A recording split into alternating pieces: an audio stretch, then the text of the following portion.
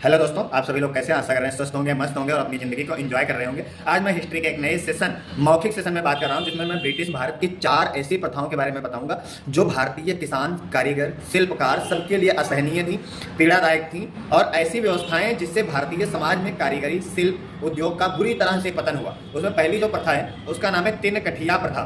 तिनकठिया प्रथा बिहार के चंपारण जिले में प्रचलित थी और इस प्रथा में अंग्रेज बागान मालिकों के द्वारा भारतीय व्यापारियों या भारतीय किसानों के 3/20 भाग पर नील की खेती करना अनिवार्य कर दिया गया था। यानी अगर किसी किसान के पास 20 कट्ठे जमीन होती थी तो उसमें 3 भाग में, 3 कट्ठे में नील की खेती करना अनिवार्य कर दिया गया था। दूसरी प्रथा का नाम है ददनी प्रथा। यह ददनी जो प्रथा थी, इस प्रथा के अंतर्गत, ददनी प्रथा के अंतर्गत जो भारत अंग्रेज जो मालिक होते थे, जो बागान मालिक होते थे या व्यापारी होते थे, वो भारतीय उत्पादक किसान शिल्पकारों को अग्रिम मनी यानी एडवांस में मनी दे दिया करते थे और उनसे जब फसल तैयार हो जाती थी तो उनसे अपने मन मुताबिक उनकी फसलों को खरीदते थे। इससे किसानों को बहुत ही पीड़ा का सामना करना पड़ता था, क्योंकि जब फसल बनकर तैयार होती थी तब तक उसकी कीमत बहुत ज़्यादा हो चुकी होती थी और वो उन्हें सस्ते में ही बेचना पड़ता था, क्योंकि वो उनसे पहले एडवांस में मनी ले चुके होते थे।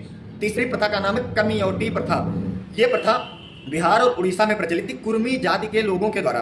ठीक है, ये प्रथा बिहार और उड़ीसा में कुर्मी जाति के लोगों के द्वारा, ठीक है, भारतीय जो किसान होते थे वो लोग एडवांस मनी के तौर पर ही अंग्रेजों से या जमींदारों से धन ले लेते थे, एडवांस में धन ले लेते थे और उन्हें ऋण ना देकर, यानी जो धन लिया गया था, ठीक है, वो तो देना ही पड़ेगा, मूलधन तो देना पड़ेगा, लेकिन उस पर ब्याज ना देने के बदले में वो लोग उनसे जीवन भर अपने खेतों में, अपने घरों में बंधक बनाकर काम करवाते थे। ये होती थी कमियोटी प्रथा।